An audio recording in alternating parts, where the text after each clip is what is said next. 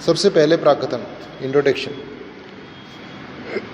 यह विवरण उपक्रमों के वित्तीय विवरणों में निवेश हेतु लेखांकन तथा संबद्ध अव्यक्ति अनिवार्यताओं का वर्णन करता है। अर्थात लेखा मानक 13 निवेशों के लेखांकन तथा उसके संबंध में जो अभिव्यक्ति की जानी है कि अनिवार्यता जो है उनका वर्णन करते हैं। यह विवरण कई बातों का वर्णन नहीं करता है, जैसे निम्न बातें हैं उनका वर्णन यह नहीं करता है। सबसे पहला है निवेशों पर उपार्जित ब्याज, लाभांश, किराए की आय की मान्यता के आधार पर जो आगम मान्यता पर लेखांकन मानक 9 के अंतर्गत आते हैं उन पे ये लागू नहीं होता है, उन पे ये वर्णन नहीं करता है। दूसरा है परिचालनात्मक तथा वित्तीय पट्टे, लीज। तीसरा अवकाश ग्रहण अनुबंध, योजनाओं और जीवन बीमा उपक्रमों के निवेश, उन पे भी ये लागू नहीं होता है, न इनका वर्णन करता है ये। चौथा है म्यूचुअल फंड या उससे संबद्ध संपत्ति प्रबंध कंपनियां, बैंक तथा वित्तीय संस्थान सार्वजनिक जिन्हें केंद्रीय अथवा राज्य सरकार के किसी अधिनियम के अंतर्गत बनाया गया है अथवा कंपनी अधिनियम 1956 में ऐसा घोषित किया गया है के द्वारा निवेश को यह वर्णन नहीं करता है।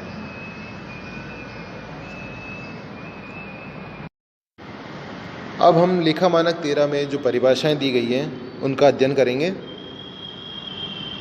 क्योंकि इस विवरण में निर्दिष्ट अर्थों के साथ ही इनको प्रयुक्त किया जाएगा। कई टर्म्स ऐसी है जिनको जो अर्थ इसमें दिया गया है लेखा मानक 13 में उसमें ही इसको प्रयुक्त किया जाएगा। तो डेफिनेशंस इस प्रकार है। सबसे पहला निवेश, इन्वेस्टमेंट। निवेश किसी उपक्रम द्वारा लाभांश, ब्याज तथा किराए के माध्यम से अर्जित करने हेतु, पूंजीगत वृद्धि हेतु या निवेशकर्ता उपक्रम को अन्य लाभ सुलभ कराने हेतु धारण की गई संपत्तियां हैं। व्यापारिक रहती के तौर पर रखी गई संपत्तियां निवेश नहीं होती है। कोई स्टॉक रखा हुआ है तो वो संपत्तियां निवेश, उनमें निवेश किया हुआ जो निवेश है वो निवेश नहीं कहलाएगा। अंश, ऋणपत्र तथा अन्य प्रतिभूतियां जो व्यापारिक स्टॉक के रूप में रखे गए हैं अर्थात व्यवसाय के सामान्य परिचालन में विक्रय हेतु जो रखे गए हैं उनको निवेश नहीं कहेंगे। उनमें जो पैसा हमारा लगा हुआ है उसको हम निवेश नहीं कहेंगे।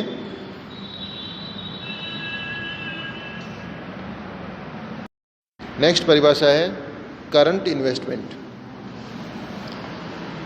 ऐसा विनियोजन जो अपने स्वभाव के अनुसार तत्परता से वसूल हो जाए या वसूल योग्य हो तथा जिसे उस तिथि से 1 वर्ष से अधिक समय के रखने का इरादा नहीं होता है, तो ऐसा निवेश करंट निवेश कहलाता है, करंट इन्वेस्टमेंट कहलाएगा। कहने का अर्थ है कि विनियोग इस प्रकार का हो कि जो वसूल योग्य हो, लिक्विडिटी में कन्वर्ट जल्दी हो जाता हो और जिसे 1 साल से कम अवधि के लिए निवेश किया गया है तो वह निवेश कहलाएगा करंट इन्वेस्टमेंट कहलाएगा। तीसरा है दीर्घकालीन निवेश, ए लॉन्ग टर्म इन्वेस्टमेंट। इसमें ऐसा निवेश जो करंट इन्वेस्टमेंट नहीं है वह दीर्घकालीन निवेश कहलाएगा। अर्थात जो चालू निवेश करंट इन्वेस्टमेंट में शामिल है उनके अलावा जो भी इन्वेस्टमेंट हैं वो दीर्घकालीन है।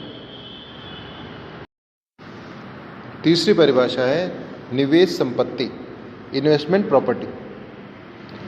भूमि अथवा भवन में ऐसा निवेश है जो विनियोजक उपक्रम द्वारा अपने परिचालन में या उपयोग में, मतलब खुद के काम में लेने के मंतव्य से जहाँ निवेश नहीं किया गया है तो वो निवेश प्रॉपर्टी इन्वेस्टमेंट कहलाएगा।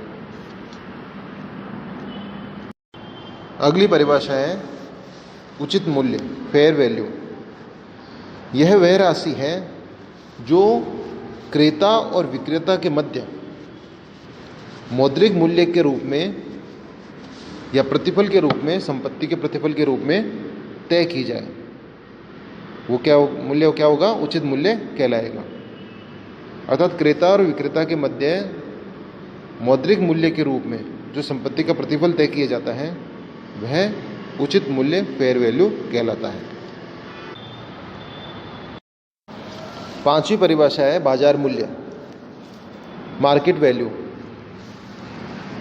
खुले बाजार में निवेश के विक्रय से जो राशि हमें प्राप्त होती है वह मार्केट वैल्यू, बाजार मूल्य कहलाता है।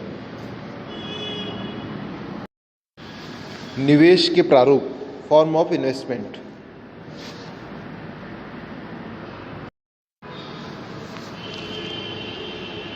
उपक्रम अनेक कारणों से निवेश करते हैं। कुछ उपक्रम के लिए निवेश गतिविधि उनके क्रियाकलाप का महत्वपूर्ण अंग होता है तथा उपक्रम की निष्पत्ति का आकलन इस गतिविधि में बताए गए परिणामों पर व्यापक तौर पर या एकाकी तौर पर निर्भर करता है।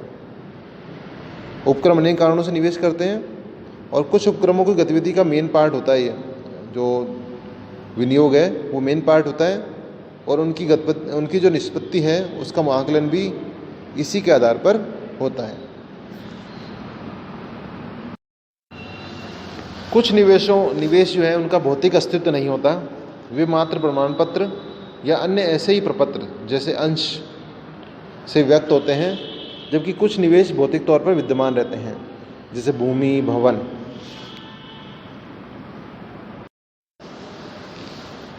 कुछ निवेशों की प्रकृति ऋण के रूप में होती है। वैकल्पिक तौर पर कुछ निवेशों का परिणाम किसी उपक्रम के परिणामों तथा शुद्ध संपत्तियों में दावा हो सकता है, जैसे समतांश है। अधिकांश निवेश वित्तीय अधिकारों का प्रतिनिधित्व करते हैं, लेकिन कुछ निवेश दृश्य होते हैं जैसे भूमि अथवा भवन पर निर्दिष्ट विनियोजन। कुछ निवेशों के लिए एक सक्रिय बाजार विद्यमान होता है जहां से बाजार मूल्य निर्धारित हो सकता है।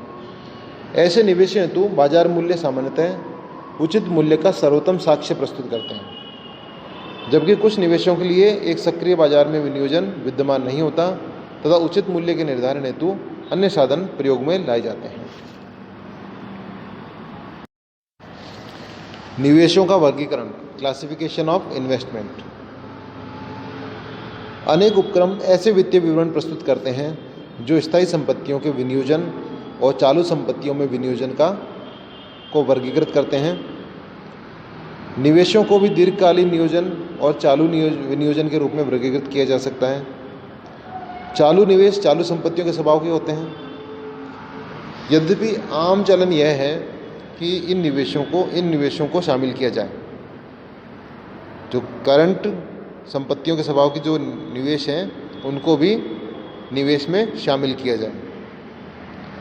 चालू निवेशों के अतिरिक्त विनियोजन दीर्घकालीन निवेशों के रूप में वर्गीकृत किए जाते हैं, चाहे ये लिक्विडिटी में जल्दी कन्वर्ट हो सकते हैं तो भी इन्हें दीर्घकालीन निवेश के रूप में वर्गीकृत किया जाएगा। चालू निवेशों के अतिरिक्त जो भी निवेश हैं वो दीर्घकालीन निवेश के रूप में ही वर्गीकृत किए जाएंगे। चाहे लिक्विडिटी जल्दी हो तो भी उनको दीर्घकालीन निवेश में शामिल किया जाएगा।